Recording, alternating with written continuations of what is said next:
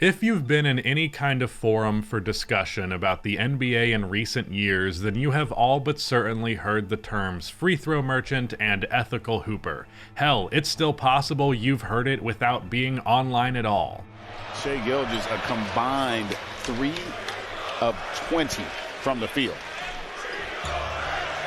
Minnesota needed some size here for the final minute 40. These are two terms that represent different diametrically opposed sides of basketball ethics. You have the evil, sick, nasty, vile, unethical free throw merchants, and the pure, ethical hooper who has never even thought about free throws, much less tried to draw one. At least, that's the perspective of the people who use and abuse these terms. While they began as joke terms in the early days, both have become genuine sources of criticisms towards players in recent years. There are so many NBA fans out there who have assigned a strange form of morality to the game, one where players who hunt for buckets above all, paying no mind to getting to the line, are pure and ethical, while the hacks who grift and flop their way to free points are merchants and a kind of basketball evil. They're gaming the system, while the good ethical hoopers are leading with their heart.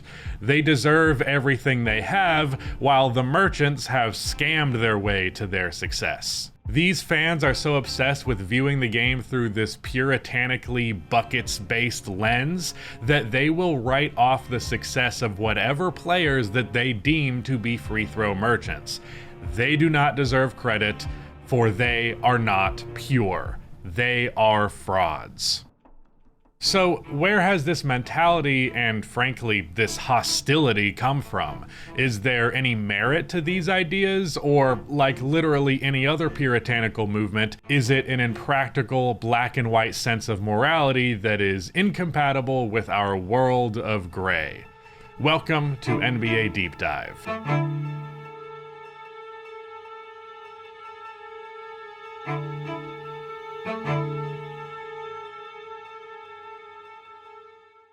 Before I get into today's deep dive, I want to discuss our sponsor, Factor. If you're anything like me, then your relationship with eating hasn't always been the best. For me, in general, eating consistently and eating well has been extremely difficult in the past. Luckily, today's sponsor, Factor, makes both a lot easier. Not only is Factor more affordable than takeout, it also is even more convenient with fresh, never frozen meals delivered right to your door. Then it's only 2 minutes in the microwave and your meal is ready. If you have a busy schedule like me, being able to prepare something quickly like you can with Factor helps so much. Factor is so customizable that you can specify options to your dietary restrictions. There are over 35 meals to choose per week. There are calorie smart options if you're trying to lose weight, keto options if you're dodging carbs, and protein plus if you're getting back in the gym. Even their vegetarian options are enough to satisfy a pure carnivore like myself. Factor eliminates the hassle of prepping, cooking, and cleaning up. Simply heat and savor the good stuff. Head to Factor75.com or use the link in the description and use code 50RustyBuckets to get 50% off of your first Factor box. Again, that is code 50RustyBuckets to get 50% off of your first box. And a massive thank you to Factor for sponsoring today's video. So what makes a player an ethical hooper anyways? Let's start this basketball ethics course with two examples of notorious unethical hoopers. James Harden in his prime led the league in total free throw attempts and makes for 6 consecutive seasons from 2015 to 2020. SGA is doing it for the first time in his career in 2025, and it should be his 3rd straight year leading the NBA in free throws made. But the difference between these two faces of foul baiting is so night and day that I think it's ridiculous to compare the two. So, all you have to do to be an ethical hooper is deny winning on the margins. If James Harden, the Columbus of free throw merchants, carved his legacy, for better or worse, out of manipulating the game on the edges of the rules, then to not be that guy, you just don't be that guy. You don't manipulate the game to your will. Instead, you take the game in stride and fully trust in your ability to make shots. Just get buckets, and the rest will follow. The players who are often labeled as ethical hoopers are guys like Carmelo Anthony, Jamal Crawford, Kevin Durant, Kyrie Irving, and so on. Now, I can of course easily disillusion you with clips of all of these guys foul baiting, but to be fair, it's definitely not in their natural instinct more often than not. They didn't make it a staple of their game to hunt for free throws. The free throws that they get are more coincidental than they are orchestrated. The guys who receive this label often score the ball at high volume while seldom taking free throws. Kyrie Irving doesn't lean a shoulder into his defender on a drive, instead he spins away from him and does a fancy layup, risking that he misses this difficult shot in the process, but hey, at least he didn't grift his way towards the chance of getting 2 far more guaranteed points on the board. Players hit with the ethical hooper label are almost always bag work type guys rather than, say, a traditional big. Even if they're ethical in the sense that they don't hunt for fouls, you will never get people talking about how ethical of a hooper DeAndre Jordan was, even if he stays #1 in career field goal percentage in NBA history until the end of days. There is a kind of puritanical bucket getter fetishization happening here, where your intentions as a player matter more than the results. You're being true to the game, being sportsmanlike, only ever winning if it's honest. Competition and rule bending, be damned. But to me, and I mean this respectfully, this is really dumb and counterintuitive to the goal of the game of basketball. That goal being to win. Everything else, including decorum and honor, is secondary. The different play styles and personalities are what makes us get attached to these stars. But as far as how we go about valuing them as basketball players and as winners, being an ethical hooper reads to me as not being a fierce enough competitor, as someone putting the means before the ends. This is why I don't hate Chris Paul like so many fans seem to. I think things like tattling on a guy for having his jersey untucked and getting technical free throws out of it is great entertainment. It might be corny and it doesn't exactly ooze the pure essence of hoops, but it got them a win. And at the end of the day, it is Chris Paul's job to do everything in his power to get his team that win, and he did that job perfectly. I guess that makes me a basketball existentialist. Sue me. Where do you stand on the rip through? Should it be a foul? I blame it on the teachers, like the coaching. I know how to guard a guy without putting my arm in there. Like, we get paid a lot of money to watch a lot of games, and you mean to tell me on the damn scouting report it's not on there that I'm gonna do the rip through? Whose fault is that? You know what I mean? Like, I initially even said that about the James thing, right? Like the driving and, you know, guys reaching in there. Don't reach in there. Yeah. If you know he does, like, that's a skill, actually. Sometimes it is a basketball move. Guys like Kyrie Irving and Carmelo Anthony could never crack the 30-point per game mark, and it was because they were ethical hoopers. Kyrie's peak scoring seasons feature him averaging around 27 points per game, taking between 4 and 5 free throws each time. In fact, Kyrie's career high free throw attempts per game in a season is just 5.1 over a limited 20-game sample size. If he was to get 10 free throws a game instead of 4 or 5, then he would have easily averaged well over 30 points per game at least once. Surely. The one season where Carmelo Anthony won the scoring title, he averaged 28.7 points per game on 7.6 free throws a game, which isn't terrible, but if it were 10, he would have all but certainly joined the 30-point per game club. I would even argue that it's pretty underwhelming how Kevin Durant has only averaged 30 points per game 2 whole times.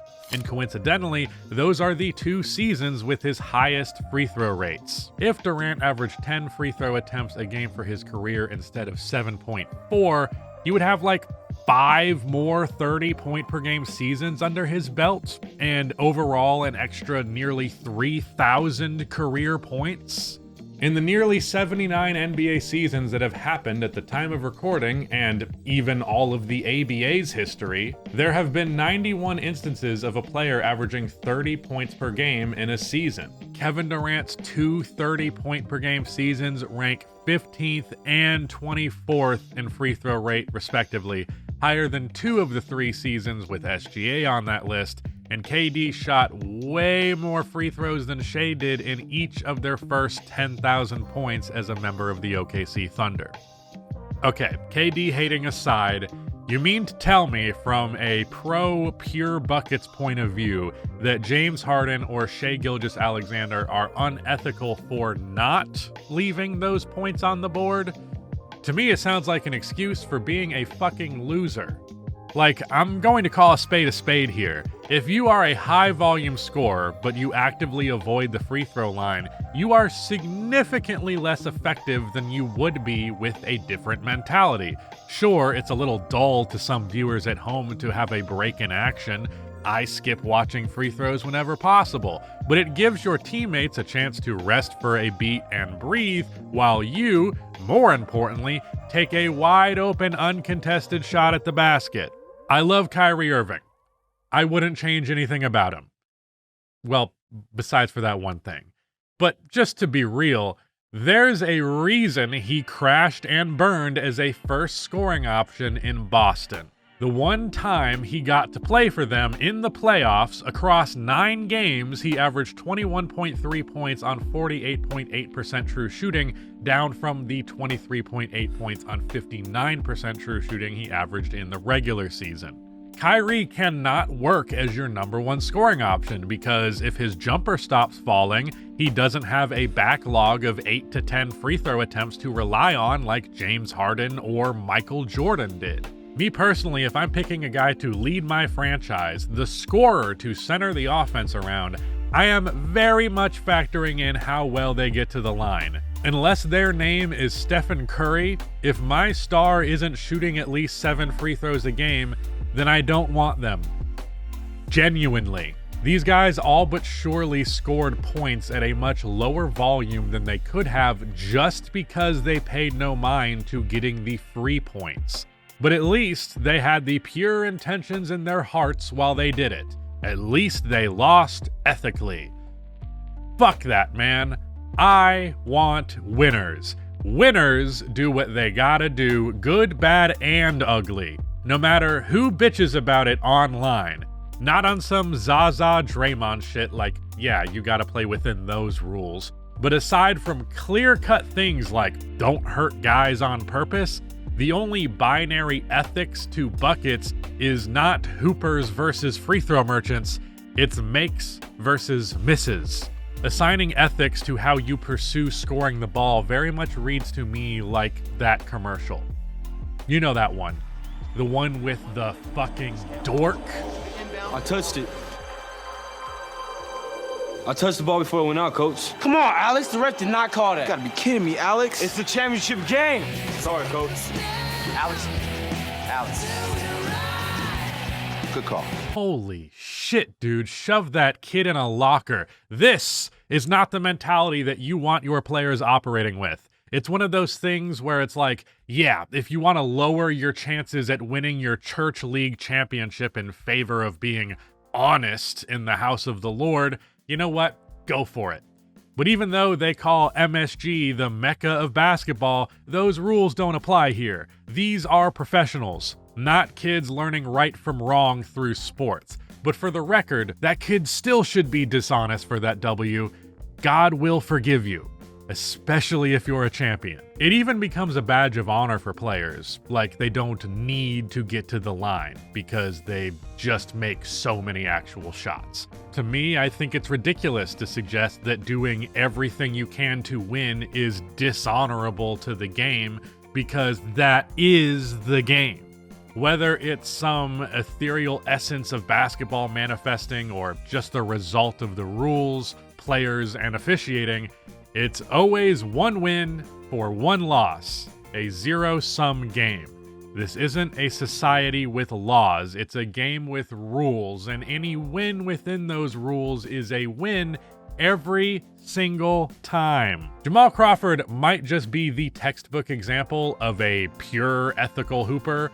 Jay Crossover was known for creative dribbling and pull-up shooting. If he drove to the lane, it was almost always a super flashy finish or a floater. He seldom drew contact, which is a damn shame because Jamal was a career 86% free throw shooter, having multiple seasons over 90%. If he had a contact-oriented approach as a driver and he got like, let's just say 7.5 free throw attempts a game instead of his career 3.2, then his career average of 14.6 points a game would be boosted to like 18 plus. People wonder why Jamal Crawford wasn't ever an all-star. So many considered him one of the best to never make the team. But this is why it didn't happen.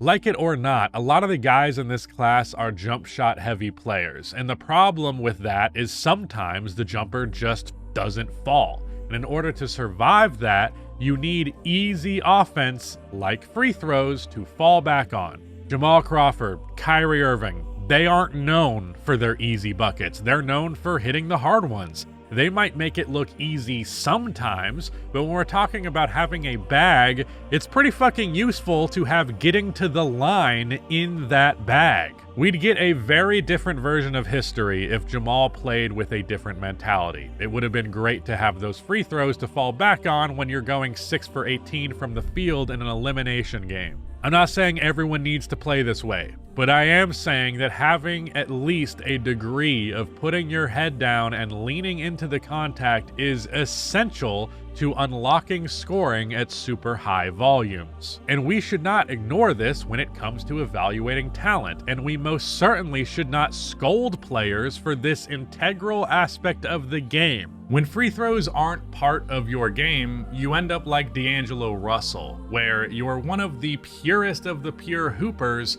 only going to the line a couple of times a game and getting a hilariously low free throw rate, but you'll struggle to get more than like 20 points per game unless you get really lucky.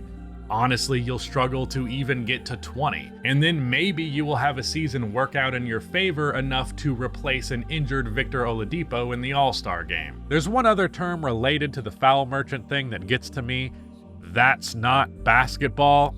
It's just something that happens to have happened in basketball since the dawn of the game, but it's been a scourge this whole time, I guess. People like to pick what they like about something, place that on a pedestal, a representation of that very thing, and then whatever they don't like about that thing, well, that isn't that thing anymore. It's just a thing that's also there along with the stuff that I do like, which of course is that thing. In this case, that thing is basketball. Fuck, there is no way that made any sense at all.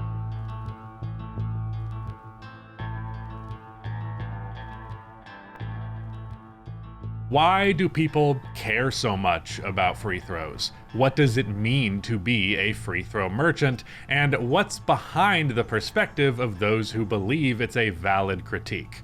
Well, let's start by answering these questions by asking another, one with an answer that might seem obvious. Why do free throws exist?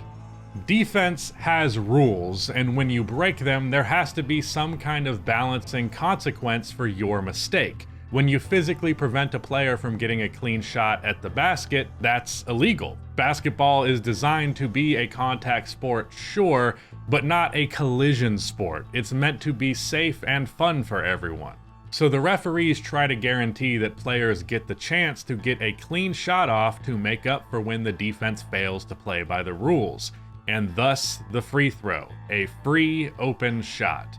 The game clock stops on the ref's whistle, and we all take a pause while the player who was fouled goes to the free throw line. These shots count in their own special category in the box score right next to field goals, aka regular shots when the clock isn't stopped. Free throws are just a natural consequence of the game's design. It's a feature, not a bug. Sure, foul calls are the epitome of discretionary. It's so uncertain what is and isn't a foul sometimes, especially when you ignore the capabilities of instant replay like the referees almost always have to. But that doesn't mean we should eliminate the shooting foul from the rulebook. So what is a free throw merchant really? To put it simply, a free throw merchant is a player who uses and abuses the system in order to manipulate their way to the free throw line by doing things ranging from subtly leaning into defenders to draw contact to the not so subtle flopping we've seen over the years. It's like a basketball grift. Grifting is dishonestly presenting as one thing when in fact you are another for personal gain, swindling or scamming more or less. Merchant is another word that is in the same sphere of meaning, but it's really seen a sharp rise in use lately as it has become slang to mean specializing, derogatory. There's this prevailing narrative around the word of what is essentially fox-like behavior. Putting on a smile but stealing $1 out of your pocket, selling you gold-plated jewelry as if it were actually solid gold. You know, Saul Goodman type shit. Slipping Jimmy. Basically what I'm getting at is that James Harden is slipping Jimmy. You guys have some free throws for me? All of these definitions associated with the term free throw merchant work their way around to dishonesty, scheming, scamming, grifting. You get the picture. It's very much an insult, one that implies the accused to be a fraud, to be of questionable ethics. It's all the same criticism. Players who shoot too many free throws are hacks. Foul baiting and flopping are scams on the game, and guys who do it just aren't as good as their numbers would suggest. But where do we draw the proverbial free throw line on what too many even means? Is there an amount? Is there a ratio? Is it just a vibe? Well, let's look at the history. Zooming in on the whiteboard here and diving a little deeper into this list, on the spectrum of these 30-point scorers, you have the shooters like Steph Curry and Rick Barry who did it while putting up less than 6 free throw attempts a game, or you get Joel Embiid, James Harden, or Giannis Antetokounmpo who are all regularly getting double-digit attempts from the line. Let's look at some of the medians of this data since it's the metric most immune to the effects of outliers. Like, nobody is putting up Wilt Chamberlain numbers ever again. In 1963, when he got more than 50 points per game, he took 17 trips to the line on average, whereas nobody not named Wilt on the list has averaged even 12.5. The top guy not named Wilt on this list is the logo Jerry West. The logo is a foul merchant.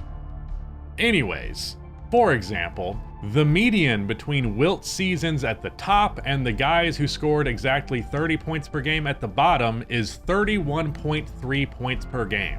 But by contrast, the average of all 91 seasons is 32.3 points per game, inflated by Wilt's outlier seasons. So, the median number of free throw attempts per game is 10.1. The median field goal attempts per game is 23.3, and the median rate that players get to the line, the ratio of free throws to field goals, is 0.429. So based on the history, if you say that you want to average at least 30 points per game and you just look at free throws, then you should be expecting to take around 10.1 per game. Even if you filter to the last 25-ish years, the number is still 10.1. The math checks out. The typical 30-point per game season should see about 10 free throw attempts per game. But you probably didn't even need the math to prove it if you're not that new to basketball. If someone just said you need about 10 free throws to get to 30, then you might have just believed them in good faith because it does sound about right. So naturally, you'd think that players who are under this marker would be immune to free throw merchant type criticisms. But no, the current poster boy of the free throw merchant is Shai Gilgeous-Alexander, who currently is leading the league in scoring, averaging 33 points per game on 9 free throw attempts per game. What the fuck? How is the face of this term shooting less free throws to get 30 than Kobe, MJ, fucking Bob goddamn Pettit? Like, if you compare points per game to free throw attempts, that ethical buckets ratio reveals that this current SGA season is the 22nd most ethical 30-point per game season of all time, meaning there are 69 less ethical bucket seasons in the list. Nice. Since the 1999-2000 season, SGA in 2025 is ranked 25 out of 34 when sorting by free throw attempts per game and 22nd in free throw rate. 9 attempts per game from Shea ranks 64th out of 91 on the original list, meaning that a once again nice 69% of 30-point per game seasons throughout history have come from players taking more free throws than SGA is right now. But no, I have to go on Twitter and see the same dumbass post for the 1,000,000th time that says, "I just turned on the game and look who's at the line." Was the engagement worth it? Huh? It's definitely good for your soul to spread lies so long as you get $2 from Twitter Blue for it. But of course, this isn't really about the amount of free throws, is it? My math can be a little off and it won't matter much, because the ethics of foul baiting isn't about results, it's about aesthetics. Or purpose, even. No matter what the numbers say, on the court, it looks like shit. It's ugly and it feels kind of unfair. Even if it's the letter of the rules of the game, it doesn't feel like it's in the spirit of it.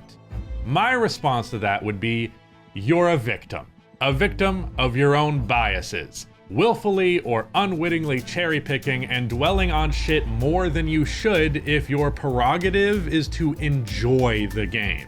Case in point, on January 16th of this year, SGA dropped 40 points before the fourth quarter even started versus a Cleveland Cavaliers team that had one of the best defenses in the league, and he only shot 5 free throws. I watched this man dominate his opponent in a matchup between two teams that didn't even have half a dozen losses halfway through the season.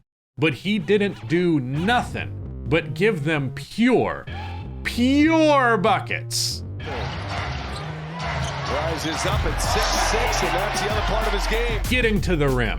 Alexander, now the front runner for the league's most valuable player. He splits the double and gets to the basket. Tough bucket after tough bucket. Doesn't matter if it's off the dribble. Just Alexander with Niang on him, shakes and bakes and sticks the landing on a jumper. Or out of the post. 6 on the board.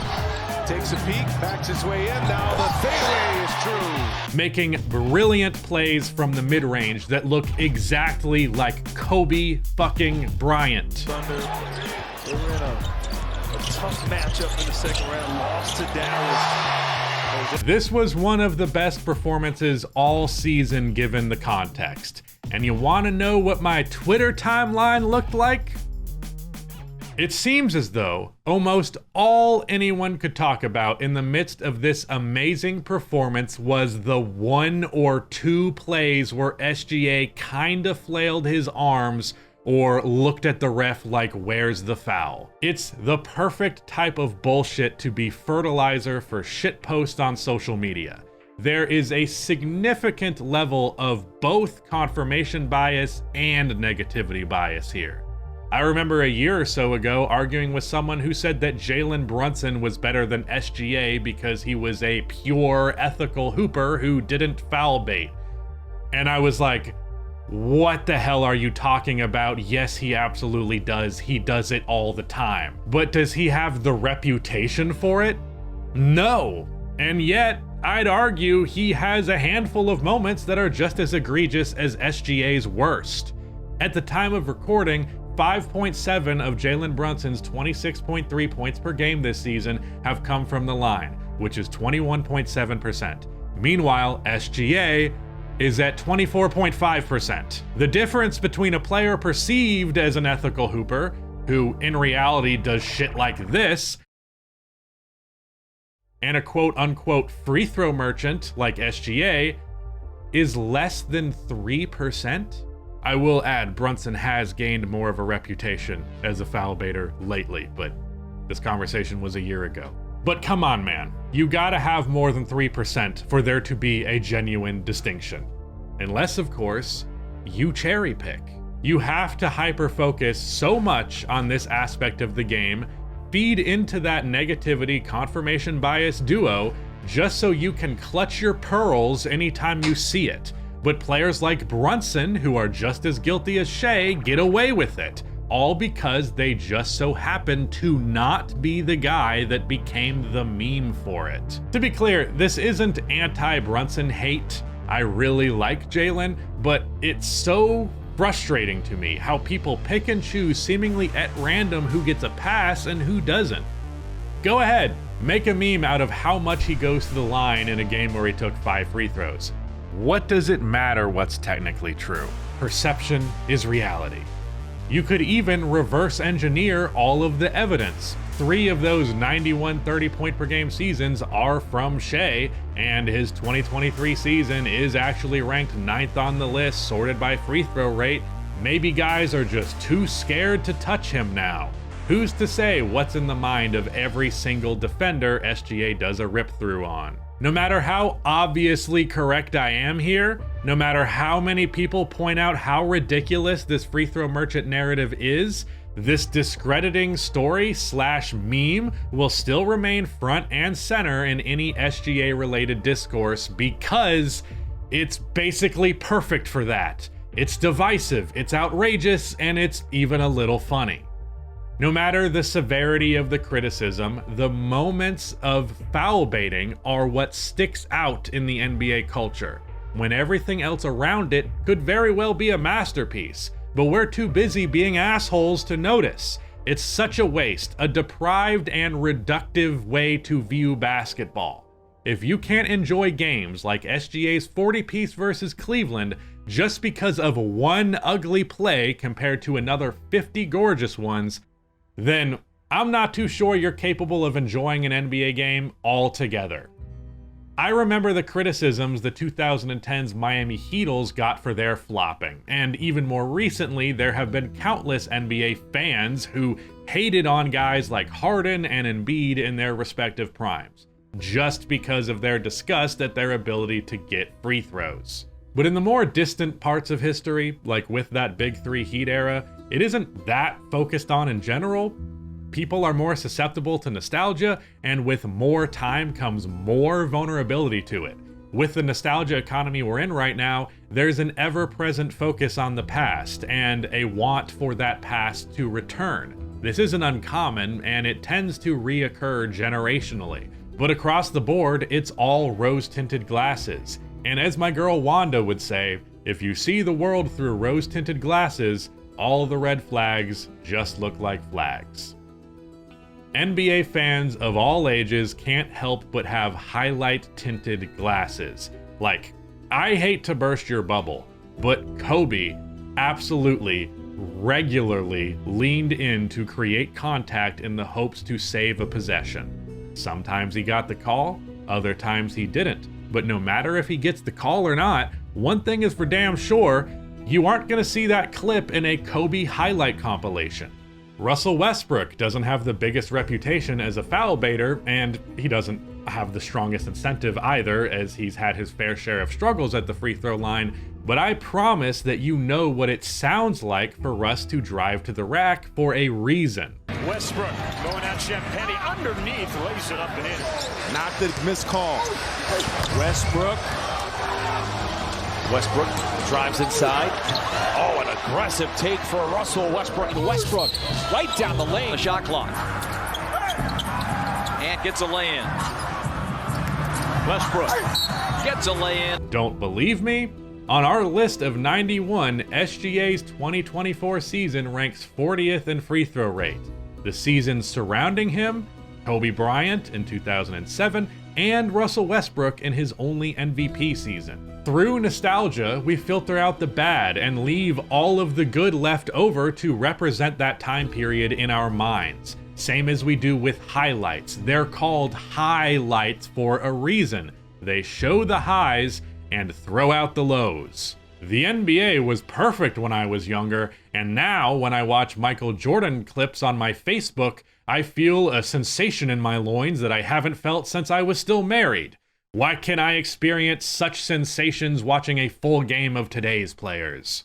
This is a highlight filter on your point of view. All you see just reinforces your pre-existing ideas, that your favorite player is just the bestest.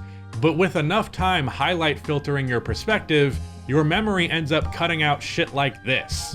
You can't get too close to Michael, it's a foul. Everybody got this at the time. But most have lost this understanding over the years, as this type of narrative wasn't a focal point because, you know, people could still enjoy themselves without constantly being overcritical assholes.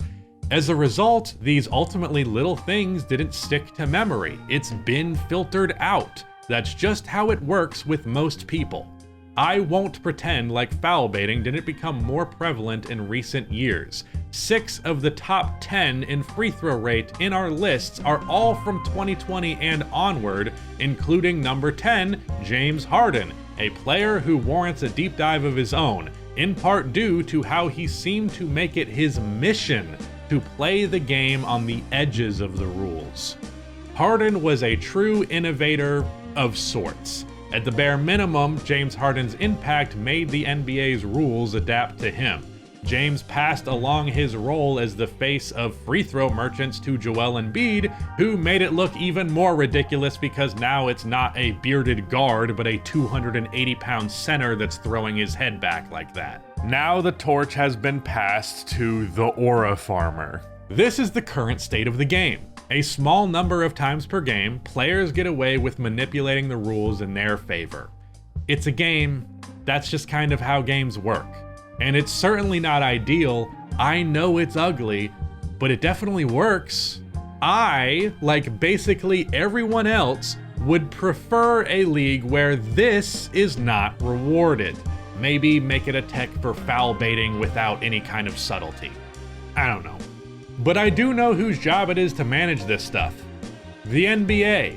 The prevalence of foul baiting is at least in part because of the cowardly approach to eliminating it from the game, committing to it in spurts which everybody pretty much universally praised just to default back to the same old officiating habits.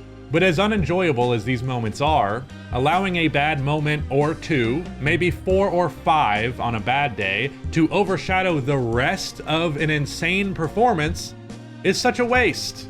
James Harden is one of the greatest players in his generation, but due to the negative narrative around him combined with his lack of a championship, his career is basically delegitimized in the eyes of many, which has resulted and will likely continue to result in him being one of the most underrated players of all time. Beyond the purely aesthetic baiting hating, there is also the argument that it loses its effectiveness in the playoffs. It was commonly claimed that Harden couldn't win because of his foul grifting tendencies. Refs swallow their whistle a little more in the postseason.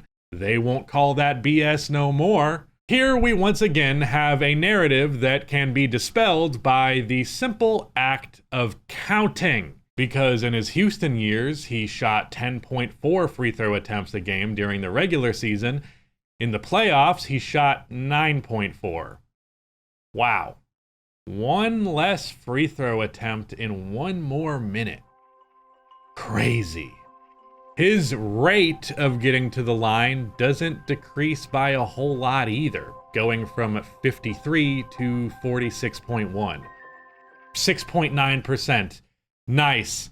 How does this number keep coming up? So as of now, the believers in foul merchant being a legitimate criticism have 1 free throw attempts per game, a 6.9% difference in free throw rate on their side, and a 3% difference between SGA and Brunson if you would like to throw that in too.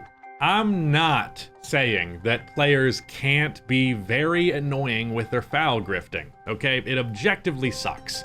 However, its prevalence is overblown by confirmation bias and an especially harsh spotlight, and it seems entirely arbitrary who gets the label or not. It feels more like an excuse to hate, to delegitimize a player's career, much more than it feels like a valid criticism. And I think many of the people upholding this narrative are, to some extent, aware of this. But more importantly than all of that, just as a lover of this game, to allow such a small part of the game to sour the rest of it for you, I just think it's shameful. I'm genuinely sorry if that's what you get out of watching a game like this. With Niang on him, shakes and bakes and sticks the landing on the jumper. As SGA drives and lays it in. And SGA right here knows he has the mismatch against Strus. The help is a little bit late. Caruso, bounce pass, Gilgeous-Alexander. But if that's the case, if that's what you take away from undeniable greatness unfolding in front of you, well then, in my opinion, you probably shouldn't be fucking talking about it. Find a new hobby. Foul baiting, or being a free throw merchant, has been around forever, but people have only really complained about it in recent years as its prevalence has risen, but not in a way dramatically disproportionate to the past. People were not too vocally critical of this stuff in the 90s and 2000s because, well, no one had access to a platform to speak like we do today. Back then, we let the media filter our public perception and present condensed narratives. Now, it's all noise and chaos. You can be a nobody loser like me, say a few things decently into a microphone, and now you have a career based around sharing your opinion. That type of opportunity was very gatekept until the advent of social media. Now the gate's been blown wide open, and there's millions of people in different niches who make a living talking about what they think of things. Someone as vile and putrid and literally rotting as Asmongold gets to be one of the biggest streamers in the world in 2025. In 2008, being in a mediocre episode of Hoarders would be his biggest claim to fame.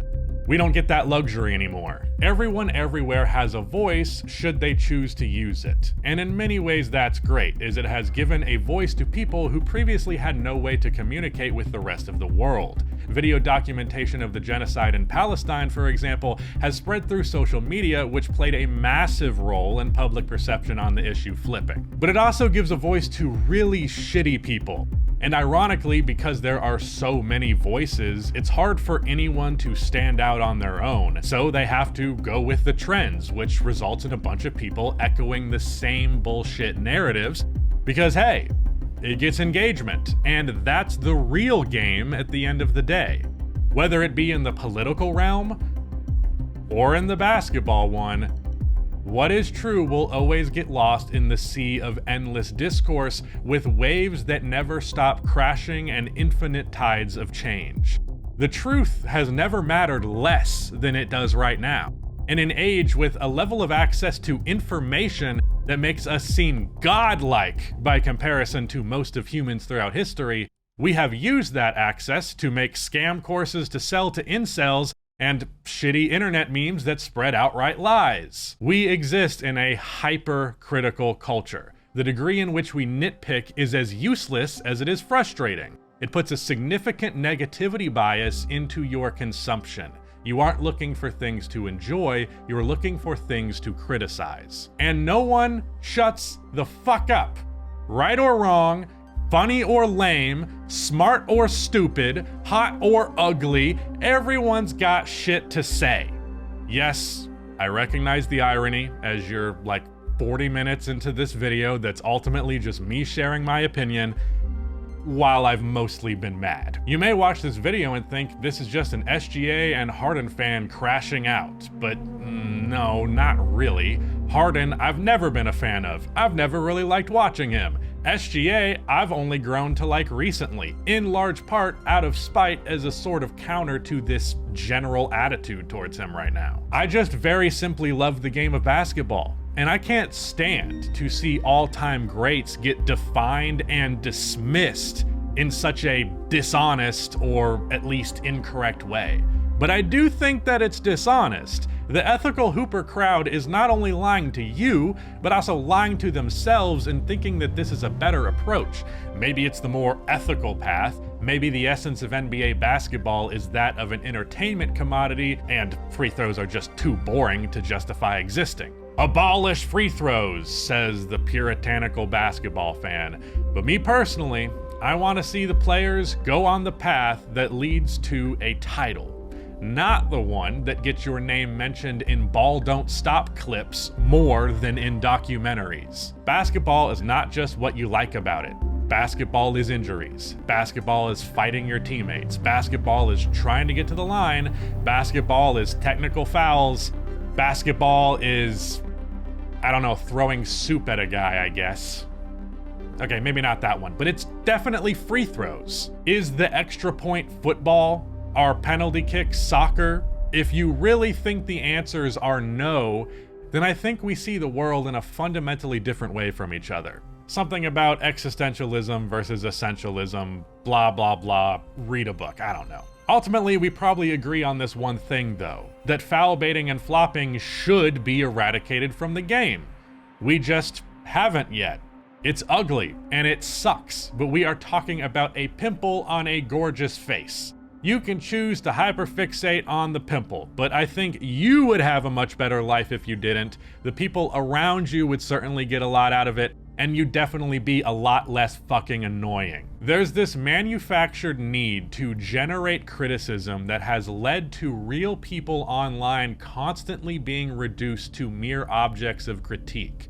We have increasingly become a more puritanical culture. And no, I don't mean everyone's woke or religious now. I mean everyone is judgmental now. Everyone is mean now. Everyone is negative now. And it's sucking the joy out of life, and far more importantly than that, out of the game that I love. This basketball Puritan ethic where free throws are just the end of the world, this over-indexing on moralizations, it's a useless ideology. I really think it doesn't have much of a place in our world, beyond how shitty it is just as a behavior and judgment system. It's also cannibalizing. If you endlessly scrutinize every impure action, then you will eventually come to see everyone as unethical and immoral, because no one is without impure actions. Humans have always been human. No hooper is without the occasional free throw grift. Let he who is without foul baiting cast the first bucket, or something like that. Look, there's a place for moral philosophy and a discussion around what's moral versus what's useful, deontology and utilitarianism, rules and exceptions to those rules, and even the mere way that we discuss ethics now compared to the rest of humanity's history. But I think we've practically touched on those ideas enough already in this NBA Deep Dive YouTube video. The best way to combat this attitude is honestly to not engage with it, which I did a horrible job of here. My bad. I guess there's some irony to how my solution is basically just like that of the pure hooper's solution to the moral dilemma of drawing fouls in the game of basketball. Rather than flirt with the boundaries of right and wrong, we can just disengage with the parts of the system that we don't like, even if it costs some potential winning. Maybe that isn't kumbaya enough. I don't know. Maybe I'll figure it out eventually. Rules are good, but they're also bad. Think hard, study philosophy, and try to not be a total reactionary. Not everything needs to be commented on immediately. You're allowed to not know stuff and follow your curiosity instead of falling victim to nostalgia, propaganda, or just the Dunning-Kruger effect. So yeah, SGA is not a free throw merchant. Remain thoughtful in your consumption and skeptical about the media, including me. I'm actually pushing the woke agenda right now, and I have some bad news for you. If you've made it this far, you have 48 hours until the woke mind virus turns your frogs gay. This basketball YouTube video has already woked you. You're woke now. You're welcome. If you made it to this point in the video, I cannot thank you enough for your support. It is super late and I am super tired, but we are still getting this done for you. If you have not subscribed already at this point, it would be much appreciated. Drop a like on this video. And if you want to support even further than that, check us out over on Patreon. We're trying to hit a $1,000 a month goal over there for a special video. We're still working out what that may be, but good perks over there, get access to a Discord, get access to content early, and so on. But like I said, even just viewing this video is much appreciated, and we'll see you again in the next one. Walk out of the door. I'm wearing socks and it's wet. And on that.